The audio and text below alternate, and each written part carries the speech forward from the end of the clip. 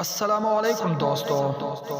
ایک حکایت ہے کہ ایک بچہ اپنی جوان سال بیٹی کی شادی کو لے کر بہت فکر مند ہو رہا تھا۔ وہ برسوں سے نیک اور عبادت گزار داماد کی تلاش میں تھا۔ ایک دن اس نے وزیر کو بلایا اور کہا کہ کس طرح میری بیٹی کے لیے میری رعایا میں سے عبادت گزار انسان کو تلاش کر کے سامنے پیش کرو۔ وزیر نے اپنے فوج کو شہر کے جامع مسجد کے گرد تعینات کر دیا اور کہا، چھپ کر دیکھتے رہو، جو شخص آدھی رات مسجد میں داخل ہوگا اسے نکلنے مت دینا جب تک میں نہ آ جاؤں۔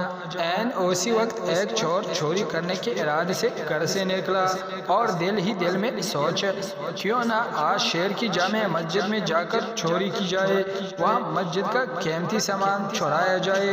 چور جیسے ہی جامع مسجد میں داخل ہوا، مسجد کے انتظامیہ نے چور سے بے خبر مسجد کو باہر سے تالا لگایا اور اپنے گھر کو چلے گئے۔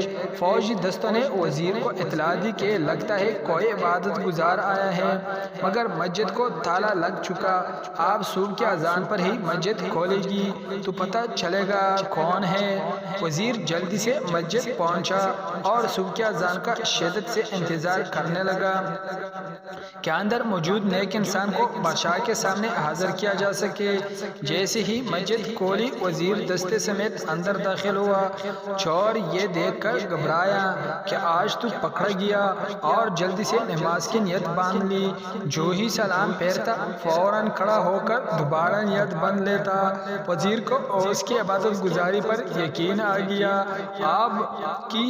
آپ کئی بار جو ہی سلام پھیرا، فوجی دستوں نے ایسے چور کو پکڑا اور بادشاہ کے سامنے پیش کیا۔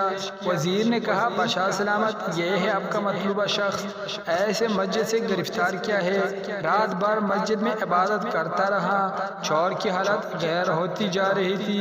بادشاہ چور سے مخاطب ہو کر کہنے لگا، کیا خیال ہے اگر میں اپنی بیٹی کی شادی تمہارے ساتھ کرے، تمہیں اپنی سلطنت کا ولی عہد مقرر کر دوں، کیا تمہیں منظور ہے؟ چور ہکا بکا ہو کر حیران رہ گیا، ڈرتے ڈرتے پوچھے، اللہ جان، یہ کرم نوازی کس وجہ سے ہے؟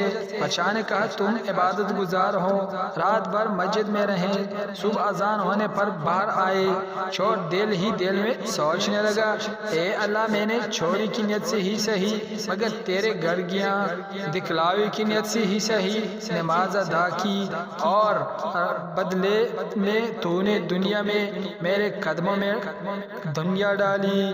اگر میں سچ مچ عبادت گزار ہوتا اور راتوں کو توحید پڑھتا تو پھر تیرا انعام اور کیا ہوتا؟ وہی کڑے کڑے نادان ہو کر تائب ہوا۔